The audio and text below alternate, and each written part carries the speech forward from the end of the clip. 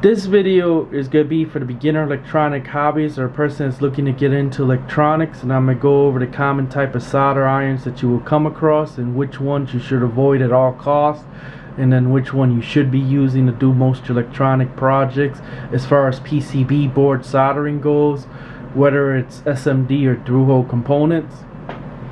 And the first one is going to be what we refer to as a solder gun, and that's because obviously it's shaped the trigger. But the reason why I'm actually going over this one, because it should be common sense to most people, but I've seen a YouTube video where a guy was actually using this for his Adreno project, and he was actually recommending it to other people too as well. This should never be used for doing PCB board soldering, at least as far as what you would come across as doing your electronic projects pretty much, and especially SMD work. This is a no-no, and the reason why it's a no-no because this is just a huge transformer. This is your secondary, and it pretty much transfers the current to this tip here, which in turn heats it up really hot. And as you can see there, it's 260 or 200 watts, at least this particular one. They do come in different wattages though, but this just gets way too hot. You end up lifting and burning even the PCB board with this particular one and stuff like that. What this was actually used for was for pretty much older tube radios, tube amplifiers, where it's point-to-point wiring where it was back in the day. And most components back then were large, and they were soldered onto terminal strips or on the chassis itself. And this is where this comes in handy, because this will get hot enough to go and melt the solder, and then you can be able to go ahead and remove the component off those terminal strips or on the chassis and be able to solder new components in there onto those terminal strips and chassis directly. Now what some people do is they'll cut the old component off and then they'll just solder the new component on the leg, but it's more reliable to do it the proper way, where you solder the component directly to the terminal strips or the chassis directly as you're supposed to. And that's where one of these come in handy. Or if you're dealing with large RF connectors or large ground planes and so forth, then this is where this comes in handy. But as far as for most electronic projects that you'll be coming across, this is not to be used, and it's not suitable for that. The next common one that you should not be using and avoid if you can is the plug-in solder iron. Now don't get me wrong, I was guilty for using this for a while at the very beginning, and the reason why I was using it was back then you didn't really have solder stations, and the ones that were available were ridiculously priced because they really wasn't any on the market like there are nowadays. So most of the time, at least in the States, we would just go to Radio Shack, and then you would see a selection of different wattage type of solder irons that you had. You picked the one that you wanted, you picked the tip. It depends of course on the component you were soldering and stuff, but most of the stuff back then was through hole.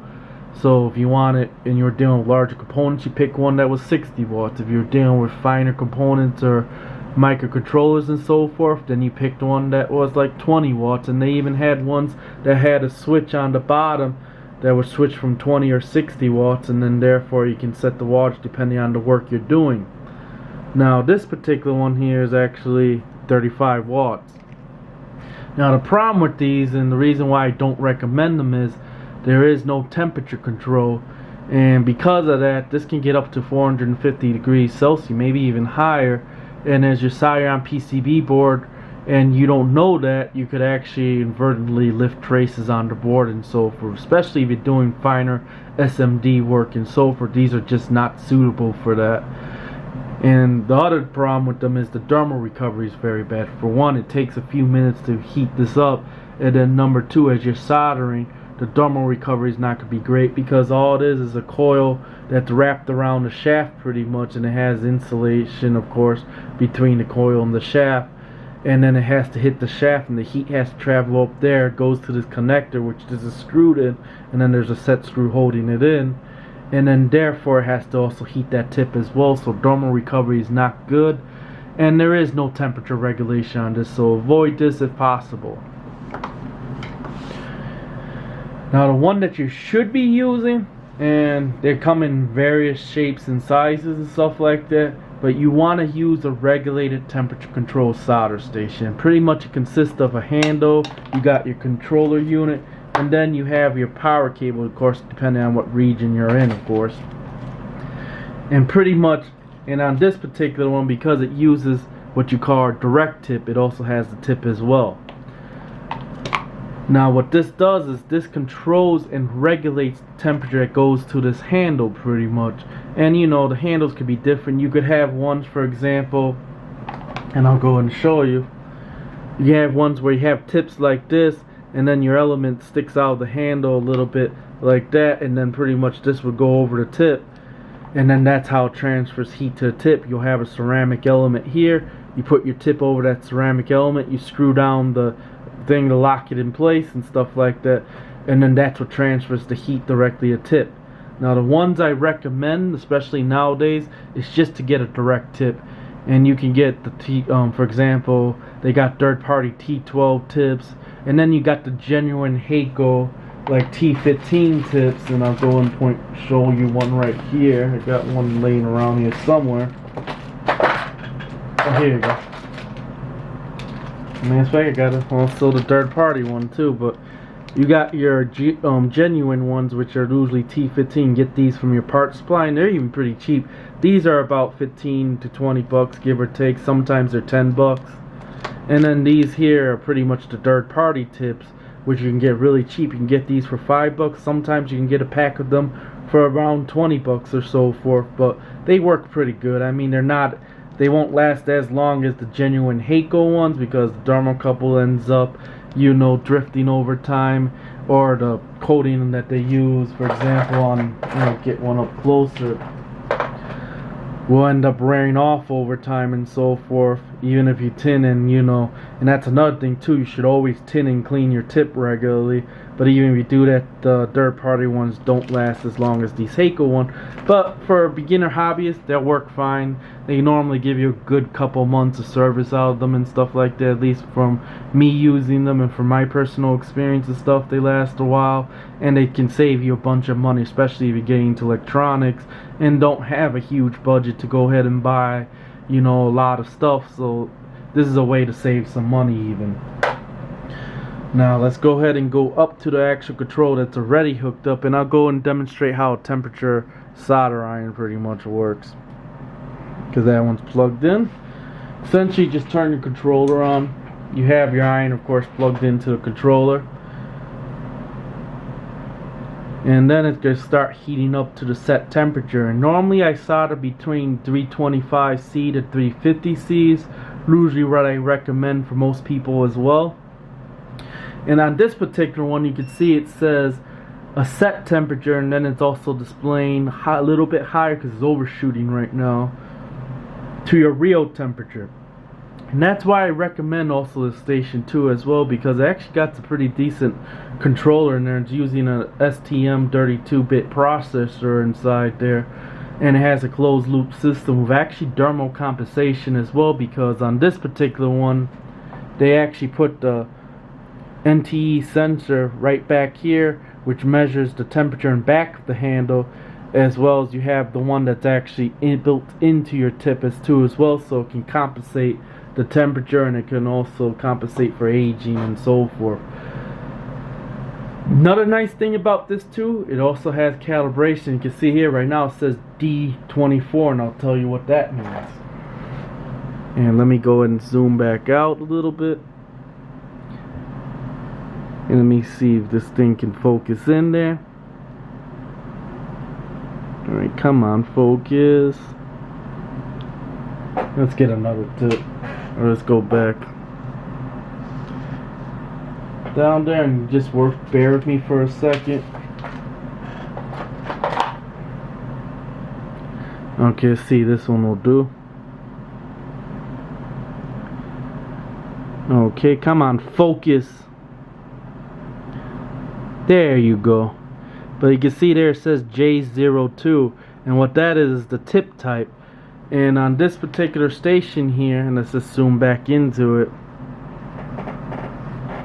Alright, on this bottom here it says D24, and that's the particular tip that I have in there right now. Now what you can do is select your tip type. So let's say if I would put that one that I showed you earlier, which is J02, I would go ahead and select J02 in the main menu, and then I would calibrate it to that tip there, so that way it gives you a more accurate temperature instead of just relying on the preset temperature that's in the unit itself. Now I do highly recommend you get one of these as well. If you're picking up a solder station, you can get the knockoff version. This is a knockoff version of Heiko's, pretty cheap, and this will actually test the temperature at the tip there, so as you're calibrating and doing your calibration settings in there, you can pretty much get a more accurate temperature of what that actual tip is doing, and therefore your set temp and your real temp will be pretty close, and it won't overshoot or undershoot too much, because sometimes they can be off as much as 40 Celsius otherwise. This way here, once you calibrate, then it'll be within 2 to 5 degrees off one or the other, and it's going to be pretty much more accurate. That's one of the reasons why I also recommend temperature solder stations, because it keeps the temperature around what you set it at, and then therefore you don't risk lifting traces and so forth on it. Now the run I recommend is just getting this KSGER T12 solder station with firmware 2.1S pretty much, or that's the revision of the board at least, because they did a lot of fixes on it, and even on the newer one they fixed the RTC battery issue and so forth on it. The only issues that I have with these Chinese solder stations is they always do end up having electrical safety issues and stuff like that, at least for the most part that I've seen.